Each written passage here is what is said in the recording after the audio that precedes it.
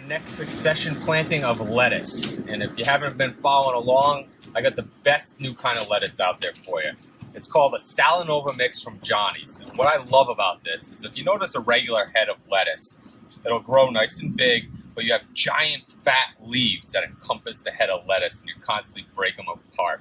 Well, what Johnny's did was they developed a lettuce that grows like a microgreen, you know, those little baby lettuce mixes that have small leaves. Well, it's going to grow as a full head of lettuce. Well, as you chop the stem off about an inch or two up, the whole head falls apart into baby leaf-sized lettuces. So even though it's a full-size head, you're not getting these fat leaves you got to rip up. It's all going to be these nice, smaller pieces of leaves for salads and sandwiches and things like that. It's an awesome kind of lettuce. They have a bunch of different varieties. I'm using the incised variety, meaning the leaves are jagged. I like that look, but they have those smooth, rounded edges ones. But definitely check it out. There's a lot of cool different varieties, but I love this lettuce. It's the only head lettuce that I'm going to be growing outside of maybe like an iceberg, just because I love my wedge salads. Anyway, so with lettuce, this likes light to germinate. So you're going to want to fill up your seeding cell to about 3/4 of an inch below the rim. And Johnny's going to sell their different varieties of the Salanova in a pelleted form, which I like. It's nice and easy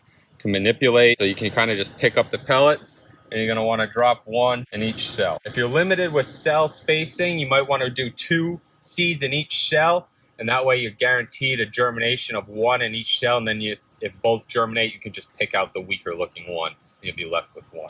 So now that you drop your seed on top, since lettuce does like to germinate, I'm going to cover it with some vermiculite. And vermiculite is basically just a substance that really helps to retain water retention. So with the seed being on the surface of the potting mix here, it tends to dry out really quickly if it's under sun or light. And what vermiculite does is after you water it, it holds that water and keeps that seed much damper than potting mix or soil would. So you're just going to want to cover it a little bit, just like that. Then you're good to go. We're going to do the same thing with the other. I got 4 total, 2 red, 2 green. We should be picking lettuce in a few weeks. Thanks for tuning in. Make sure to hit that subscribe button and check out the Salanova mix from Johnny's.